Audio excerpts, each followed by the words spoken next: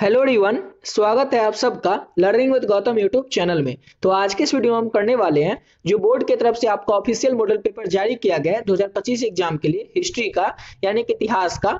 इसके subjective question answer यानी कि हिस्ट्री के दीर्घ उत्तरीय प्रश्न उत्तर को आज के इस वीडियो में करने वाले हैं। इससे पिछली वीडियो में आप लोगों को जो हिस्ट्री का लघु उत्तरीय प्रश्न है 30 के 30 प्रश्न, उसके बाद जो ऑब्जेक्टिव क्वेश्चन है ये सारा आपको ऑलरेडी पिछली वीडियो में करवा रखे हैं। जो भी बच्चे अभी तक उस वीडियो को नहीं देखे, लिंक आपको डिस्क्रिप्शन बॉक्स में मिल जाएगा या फिर आप लोग चैनल के प्लेलिस्ट सेक्शन में भी जाकर के देख सकते हैं। तो आज के इस वीडियो में करने वाले हैं ऑफिशियल मॉडल पेपर जो हिस्ट्री का जारी किया गया बोर्ड की तरफ से, उसके दीर्घ उत्तरीय प्रश्न उत्तर को। जैसे कि ये देख सकते हैं ये सारा प्रश्न है 31 से लेकर के 38 तक। तो इन सभी प्रश्नों के उत्तर आज की इस वीडियो में देखेंगे। तो चलिए शुरू कर लेते हैं फर्स्ट क्वेश्चन से। तो पहला क्वेश्चन है हमारा, सिंधु घाटी सभ्यता के धार्मिक जीवन का विवेचना करें। सिंधु घाटी सभ्यता के जो लोग थे उन लोगों का धार्मिक जीवन किस तरह का था ये आपको बताना है। तो सबसे पहले देख लेते हैं कि किस तरह का उनका जीवन था, उनकी विशेषताएं क्या थी। तो सिंधु घाटी सभ्यता के जो लोग थे वो प्रकृति की पूजा करते थे, पशुपति देवता की पूजा करते थे, मातृ देवी की पूजा करते थे, प्रकृतिवाद की पूजा करते थे, और स्नानघर में किस तरह के धार्मिक जीवन मिलते हैं उसका भी बात करेंगे। साथ ही साथ मोहर किस तरह का था, उनका लोक धर्म क्या था, ये सारी चीजों को देखेंगे। तो इस तरह से आपको पॉइंट वाइज एग्जाम में लिखना है, जिस तरह से भी बताएं इसी तरह से आपको पॉइंट वाइज एग्जाम में लिखना है, जिससे क्या होगा आपके एक भी नंबर नहीं कटेंगे। अगर आप लोग ऐसे लाइन टू लाइन लिखने लगते हैं तो उसमें अगर आप कितना भी सही लिखते हैं ना, फिर एग्जामिनर आपको पढ़ेगा ही नहीं वो सारा कुछ को। वो क्या करेगा, ऊपर ऊपर थोड़ा देख लेगा और उतना पढ़ेगा नहीं और आगे बढ़ जाएगा। आपको जो 5 में एवरेज में नंबर 3 या 3.5 या 2 भी दे करके छोड़ देगा। लेकिन अगर आप इस तरह से पॉइंट वाइज लिखते हैं तो आपके 5 में ये फिक्स हो जाएगा कि आप थोड़ा गलत भी लिखे होंगे ना, ऐसा कुछ पॉइंट लिखे होंगे और इसके आगे उतना कुछ खास नहीं लिखे होंगे, फिर भी आपके 4 नंबर तो पक्के ही हो जाएंगे। लेकिन अगर आप ठीक लिखते हैं, अच्छे से लिखते हैं तो आपके 5 में 5 तो पक्के हो जाएंगे, अगर इस तरह से आप लोग पॉइंट वाइज में लिखते हैं तो। इसलिए याद रखना है 5 नंबर वाले जितने भी प्रश्न होंगे उस सबको आपको ध्यान याद रखना है कि पॉइंट वाइज ही लिखना है। तो शुरू करते हैं। पहला क्वेश्चन आपको बताई दिए, समझ गए होंगे आप लोग कि सिंधु घाटी सभ्यता के धार्मिक जीवन कैसा था। तो सिंधु घाटी के जो लोग थे प्रकृति की पूजा करते थे, जैसे कि वृक्ष की, नाग की, जल की और अग्नि जैसे जो प्राकृतिक तत्व होते हैं इन सभी की पूजा कौन करते थे, तो सिंधु घाटी सभ्यता के लोग। दूसरा, वो पशुपति देवता की पूजा करते थे। शिव या पशुपति के रूप में योग मुद्रा में देवता के चित्र मिले, यानी कि साक्ष्य मिले। इससे हमें पता चलता है कि सिंधु घाटी सभ्यता के जो लोग थे वो पशुपति देवता की भी पूजा करते थे। उसके बाद मातृ देवी की पूजा करते थे। प्रजनन शक्ति की प्रतीक मातृ देवी की मूर्तियां पाई गई हैं, जिससे ये पता चलता है कि उस समय के लोग मातृ देवी की भी पूजा करते हैं। मोहर पर बैल, पीपल वृक्ष और अन्य प्रतीकों का धार्मिक महत्व जैसे हमें पता चलता है, जिससे ये पता चलता है कि सिंधु घाटी के जो लोग थे वो प्रतीकवाद थे। और पांचवी बात करें स्नानघर की, तो मोहनजोदारो का विशाल स्नानघर जो है ये धार्मिक अनुष्ठानों और शुद्धिकरण का संकेत देता है। जो सिंधु घाटी सभ्यता का जो स्नानघर है, इसमें जो मोहनजोदारो का जो विशाल स्नानघर हमें मिला है, उस विशाल स्नानघर को देखने के बाद पता चलता है कि यहाँ पर धार्मिक अनुष्ठान और शुद्धिकरण का किया जाता था, यानी कि सब के होने का संकेत मिलता है सिंधु घाटी सभ्यता के स्नानघर से। और मोहर की बात करें, सिंधु घाटी में जो मोहर थी वो धार्मिक विचारधारा को दर्शाने वाली मोहर थी, जिस पर कि जानवर और धार्मिक प्रतीक अंकित था। जैसे कि जो मोहर उस समय होते थे उस पर जानवरों का प्रतीक था और जो धार्मिक होते हैं, धार्मिक कुछ चिन्ह होते हैं, उन सब अंकित किया गया था सिंधु घाटी सभ्यता के लोगों के मोहर पे।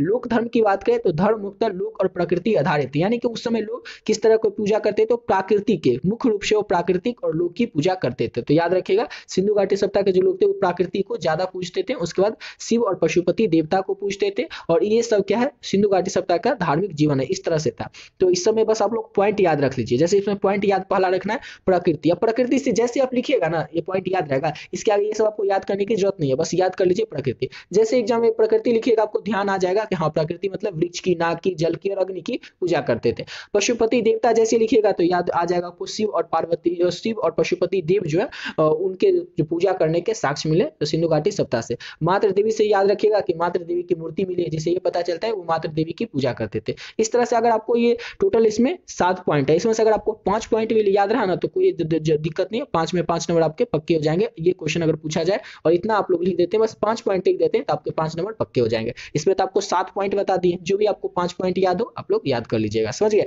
और इसमें समझने जैसा कुछ है ही नहीं और याद करने जैसा है ही नहीं, आप खुद देखिए ना इस समय आपको क्या याद करना है, बस एक थोड़ा सा पॉइंट याद कीजिए, उसके आगे का बात आप लोग खुद बना करके लिख दीजिएगा। चलिए अगले क्वेश्चन की ओर बढ़ते हैं।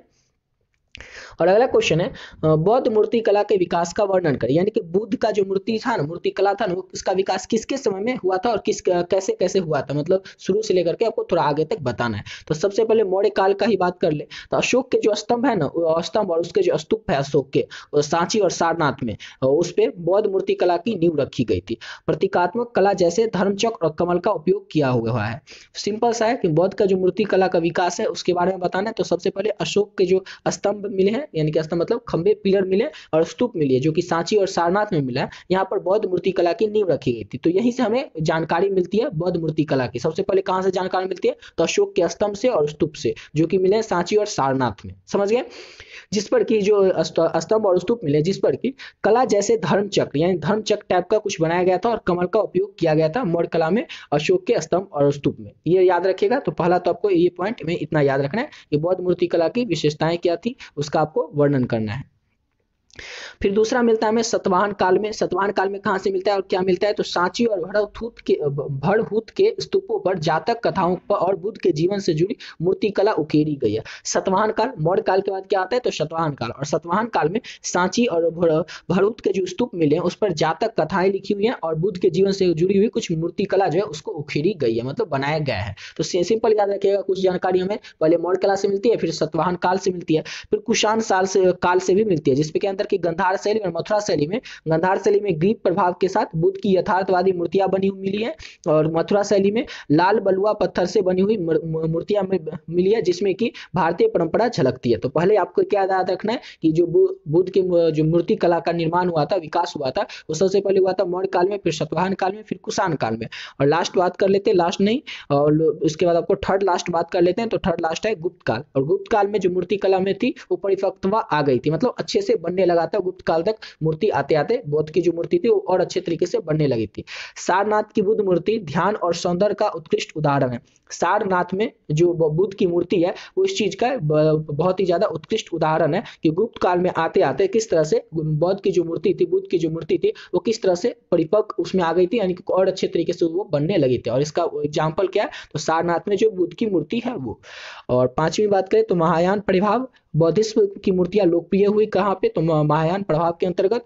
आध्यात्मिक का विकास, यानी कि मूर्ति कला धर्म और सौंदर्य का प्रतीक बन गई थी। जो ये मूर्ति थी बुद्ध की मूर्ति, ये धर्म का और सौंदर्य का प्रतीक बन गई थी बुद्ध की मूर्ति। तो इस तरह से आपको ये 6 पॉइंट है, इसमें से कोई भी आप 5 पॉइंट याद रखेंगे फिर भी आपका काम चल जाएगा। तो याद रखिएगा बुद्ध मूर्ति कला का विकास, इसमें भी आपको कुछ खास याद नहीं करना, बस इतना याद रखेगा बौद्ध मूर्ति कला का जो विकास है वो पहले मौर्य काल में हुआ, फिर सातवाहन काल में हुआ, फिर कुषाण काल में हुआ, फिर कुषाण के बाद गुप्त काल में हुआ। बस ये 4 पॉइंट याद रख लीजिए। फिर उसके बाद लिख दीजिएगा कि मूर्ति कला से क्या होता था, जो बौद्ध की जो मूर्ति थी उस मूर्ति से धर्म और सौंदर्य का वो प्रतीक बन चुकी थी बुद्ध की मूर्ति। इस तरह से आप लोग 5 पॉइंट को याद रखिएगा। समझ गए, इसमें आपको भी कुछ खास याद करने की जरूरत नहीं है। समझ गए। और अगला क्वेश्चन की ओर बढ़ने से पहले आपको बताना चाहेंगे हिस्ट्री के गेस्ट क्वेश्चन के पीडीएफ के बारे में। ऑलरेडी बहुत सारे बच्चे इस पीडीएफ को ले चुके हैं, हिस्ट्री के गेस्ट क्वेश्चन के पीडीएफ को। अभी तक जो भी बच्चे बचे हुए हैं वो लोग भी इस पीडीएफ को ले सकते हैं। अभी जितना क्वेश्चन आपको बताएं, चाहे वो ऑब्जेक्टिव हो, ऊपर जो पहले आप पिछली वीडियो में बता चुके हैं, चाहे वो ऑब्जेक्टिव हो, सब्जेक्टिव में चाहे वो लघु उत्तरीय प्रश्न हो, दीर्घ उत्तरीय प्रश्न हो, वो सारा प्रश्न आप लोगों को इस पीडीएफ में मिल जाएगा। समझ गए। इसमें आपको टोटल 3 पीडीएफ मिलेगा। कितना पीडीएफ मिलेगा, तो 3 पीडीएफ मिलेगा। लेकिन अगर इस 3 पीडीएफ को आप लोग कर लिए ना, तो आपसे एग्जाम में एक भी प्रश्न नहीं छूटने वाला है। क्यों नहीं छूटने वाला है तो अभी आपको बताते हैं। इसमें आपको 3 पीडीएफ में मिलेगा क्या क्या, तो पहला मिलेगा हिस्ट्री में टोटल इसमें आपको 1000 के करीब क्वेश्चन रहेगा। क्वेश्चन की संख्या थोड़ी ज्यादा है, लेकिन अगर इतना कर लेते हैं तो आपसे एग्जाम में एक भी प्रश्न नहीं छूटेगा, इसकी गारंटी जरूर है। जिसमें कि बात कर ले सेकंड पीडीएफ की, तो इसमें आपको मिलेगा सब्जेक्टिव क्वेश्चन, जिसमें कि लघु उत्तरीय और दीर्घ उत्तरीय प्रश्न रहेंगे। और तीसरे पीडीएफ में मिलेगा पीवाईक्यू क्वेश्चन, यानी कि 2009 से लेकर के 24 तक पिछले 12 से 15 साल में जो भी प्रश्न पूछे गए ऑब्जेक्टिव क्वेश्चन, वो सारा का सारा प्रश्न आपको एक ही पीडीएफ में आपको आंसर के साथ मिल जाएगा। समझ गए। ये मिलेगा आपको हिस्ट्री के 3 पीडीएफ। इसको लेना कैसे है, तो इसके लिए केवल और केवल आपको 20 रुपीज ही पे करना है। 20 रुपए में ही आपको ये पीडीएफ मिल रहा है। इतना कम इसीलिए रखें ताकि जितने भी स्टूडेंट है, हर एक स्टूडेंट चाहे वो किसी भी बोर्ड के होंगे, इस पीडीएफ को ले सकेंगे, एफर्ट कर सकेंगे। ये नंबर है 7903820891। इस नंबर पे आपको क्या करना है, इस नंबर पे आप लोग जैसे ही आप लोग फोन पे, गूगल पे या पेटीएम में डालिएगा तो नाम आ जाएगा गौतम कुमार। उसमें आपको क्या करना है, 20 रुपीज पे कर देना। और ये जो नंबर देख रहे हैं इसी नंबर से व्हाट्सएप भी है, इसी नंबर पे आपको पे भी करना है और इसी नंबर से व्हाट्सएप भी है। इस नंबर के व्हाट्सएप पे आपको पे करके स्क्रीन स्क्रीनशॉट को भेज देना है। और स्क्रीनशॉट को भेज करके बस एक छोटा सा मैसेज आपको करना पड़ेगा हिस्ट्री, जिससे ये पता चल जाए कि आपको हिस्ट्री का पीडीएफ चाहिए। समझ गए? जैसे ही आप मैसेज कीजिएगा, स्क्रीनशॉट भेजिएगा, आपको जो पीडीएफ है हिस्ट्री का तुरंत मिल जाएगा। इस पीडीएफ को लेकर के आप लोग बहुत ही अच्छे तरीके से अपने एग्जाम की तैयारी कर सकते हैं। आपके एग्जाम में जो भी प्रश्न आएंगे, चाहे वो ऑब्जेक्टिव प्रश्न हो या फिर सब्जेक्टिव प्रश्न में भी लघु उत्तरीय प्रश्न हो या दीर्घ उत्तरीय प्रश्न हो, सारा का सारा क्वेश्चन आप लोगों को इसी पीडीएफ से देखने को मिल जाएगा। 99% क्वेश्चन जो है आप लोगों को इसी पीडीएफ से देखने को मिल जाएगा। एक आध क्वेश्चन कोई हो सकता है ऐसा जो नहीं देखने को मिले, वो भी लघु उत्तरीय या दीर्घ उत्तरीय में, लेकिन ऑब्जेक्टिव या फिर सब्जेक्टिव में भी 99% क्वेश्चन आप लोगों को इसी पीडीएफ से देखने को मिल जाएगा। अब ऐसा इतना कॉन्फिडेंस के साथ इसलिए बोल रहा है कि आपके एग्जाम में क्वेश्चन कहीं से भी आएंगे तो हिस्ट्री से ही आएंगे। हिस्ट्री में चैप्टर कितने हैं टोटल? तो हिस्ट्री में टोटल है चैप्टर 15। अब 15 चैप्टर के जो भी ऑब्जेक्टिव हो, सब्जेक्टिव हो, सारा तो इस पीडीएफ में ऐड ही कर दिया गया है। अगर आप सबको पढ़ लेते हैं तो आपसे एग्जाम में एक भी प्रश्न छूटेगा नहीं, सारा का सारा बन ही जाएगा। समझ गए? तो इस तरह से आप लोग इस पीडीएफ को ले सकते हैं और अपने एग्जाम की तैयारी बहुत ही बढ़िया तरीके से कर सकते हैं। अगला क्वेश्चन है, भक्ति आंदोलन पर एक संक्षिप्त में टिप्पणी लिखे कि भक्ति आंदोलन क्या था। तो भक्ति आंदोलन मध्यकालीन भारत में 8वीं से 17वीं सदी में एक धार्मिक और सामाजिक सुधार आंदोलन था। भक्ति आंदोलन था ना, ये मध्यकालीन भारत में 8वीं शताब्दी से लेकर के 17वीं शताब्दी तक एक धार्मिक और सामाजिक सुधार आंदोलन था। भक्ति आंदोलन क्या था? तो एक धार्मिक और सामाजिक सुधार आंदोलन था। इसका उद्देश्य था ईश्वर की भक्ति के माध्यम से धर्म को सरल और व्यक्तिगत व्याख्या करना। यानी कि इसका उद्देश्य क्या था? आखिर भक्ति आंदोलन तो हम समझ गए कि मध्यकालीन भारत में था, इसका मतलब आधार था, इसका मतलब था धार्मिक और सामाजिक सुधार। और इसका उद्देश्य था कि ईश्वर की भक्ति के माध्यम से धर्म जो है इसको सरल और व्यक्तिगत व्याख्या करना। यह आंदोलन मुख्यतः जाति भेद, धार्मिक पाखंड और कर्मकांड का विरोध करता था। ये जो आंदोलन था, भक्ति आंदोलन, किस चीज का विरोध करता था? तो जाति का विरोध करता था। जाति के अंतर्गत जो भेद आते हैं, धार्मिक पाखंड जो होता है, कर्मकांड जो होता है, इस सब का विरोध कौन करता था? तो भक्ति आंदोलन। समझ गए? इसके बारे में थोड़ा सा समझ लीजिए। तो भक्ति आंदोलन जो था, इसका मुख्य विचार था ईश्वर के प्रति प्रेम, समर्पण और सादगी। दूसरा विचार था प्रमुख संत दक्षिण भारत में अलावर और नयनर, उत्तर भारत में संत कबीर, तुलसीदास, मीराबाई और गुरु नानक इसके प्रमुख संत थे। भक्ति आंदोलन के प्रभाव की बात करें तो भक्ति आंदोलन ने सामाजिक एकता को बढ़ावा दिया और जाति व्यवस्था को चुनौती दी। भाषा, संतों ने सरल और स्थानीय भाषाओं में अपनी अपनी रचनाएं लिखी। प्रभाव, इसने भारतीय समाज और संस्कृति पर गहरा प्रभाव छोड़ा। इसमें भी आपको उतना याद करने की जरूरत नहीं पड़ेगी, बस आपको थोड़ा सा बात समझने की जरूरत है। क्वेश्चन सिंपल सा है कि भक्ति आंदोलन के बारे में लिखे, भक्ति आंदोलन पर एक संक्षिप्त में टिप्पणी लिखे। तो आपको थोड़ा सा ऊपर में याद रखना है कि भक्ति आंदोलन जो था ना, इसकी शुरुआत हुई थी मध्यकालीन भारत में। डेट नहीं याद रखे कोई बात नहीं, छोड़ दीजिए, डेट को आप छोड़ दीजिए, अगर नहीं याद रहे तो भूल जाइए। बस इतना याद रखना है कि भक्ति आंदोलन जो था मध्यकालीन भारत में इसकी शुरुआत हुई थी और एक धार्मिक और सामाजिक सुधार आंदोलन था। इसका उद्देश्य मेन यही था कि ईश्वर की जो भक्ति होती है, इसके ईश्वर की भक्ति का जो माध्यम होता है, इसको बहुत ही ज्यादा सरल बनाना। और ये बहुत ही ज्यादा विरोध करता था ये जो धार्मिक पाखंड होते हैं, कर्मकांड होते हैं, जाति को लेकर भेदभाव होता है, इस सब का ये बहुत ही ज्यादा विरोध करता था। कौन? तो भक्ति आंदोलन। इसका मुख्य विचार क्या था? आखिर भक्ति आंदोलन का मुख्य विचार क्या था? तो ईश्वर के प्रति प्रेम, समर्पण और सादगी इसके प्रमुख संत थे। दक्षिण भारत में अलवर और नैनर संत, और उत्तर भारत में कौन थे? तो कबीर, तुलसीदास, मीराबाई, गुरु नानक, ये सब तो जानते ही होंगे। तो ये सब क्या थे? तो भक्ति आंदोलन के ही संत थे। इसका प्रभाव की बात करें तो इसने सामाजिक एकता को क्या किया था? तो बढ़ावा दिया था और जातिगत व्यवस्था जो थी उसको चुनौती दिया था।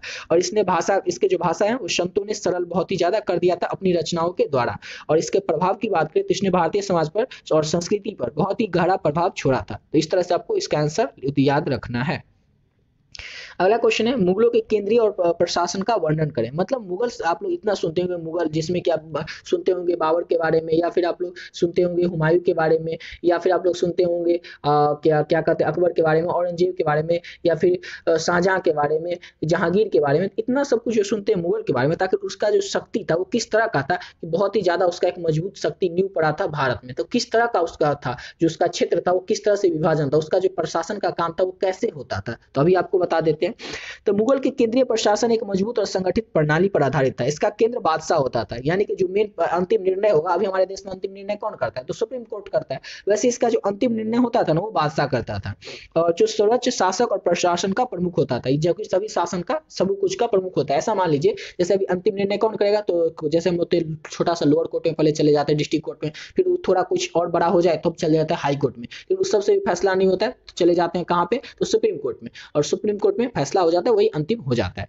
और प्रशासन मुख्यतः निम्नलिखित भागों में विभाजित था। अब अकेले अगर बादशाह सारा काम करने लगता तो बादशाह से तो सारे काम होते नहीं, इसलिए हर जैसे प्रशासन होता है, जैसे हमारे देश में भी क्या मंत्री, एक होगा खाद्य मंत्री, एक हो गया रक्षा मंत्री, एक हो गया अलग अलग प्रकार के मंत्री होते हैं, जैसे कि एक होते विदेश मंत्री, सभी मंत्री होते हैं। तो सभी मंत्री का अलग अलग काम हुआ, अलग अलग काम है, अलग अलग काम बांटा हुआ, अलग अलग वो काम करते हैं। तो वैसे ही बादशाह जो होता उसका अंतिम निर्णय होता था और बाकी जो थे वो उसका बटा हुआ था, जिसके अंतर्गत वो जैसे पहला होता था दीवाने आला, जिसके अंतर्गत की वित्त विभाग और राजस्व और खजाने की देखभाल आता था। अब जैसे हमारे यहाँ क्या होता है, तो हमारे यहाँ होता है दीवाने आला था, इसका क्या था, तो वित्त विभाग। वैसे हमारे यहाँ क्या होता है, तो वित्त मंत्री होते हैं, जैसे कि हमारी निर्मला सीतारमण वित्त मंत्री है। तब जितने भी वित्त से संबंधित काम होते हैं, जैसे कि जितना भी टैक्स का मामला होता है वो कौन देखती है, तो वित्त मंत्री देखती है। सेम उसी तरह से दीवाने आला, नाम थोड़ा इसमें याद रखना पड़ेगा नाम आपको। तो दीवाने आला जो था इसके अंतर्गत वित्त विभाग आता था, वित्त विभाग के अंतर्गत जो भी राजस्व और खजाने की देखभाल था वो दीवाने आला ही करता था।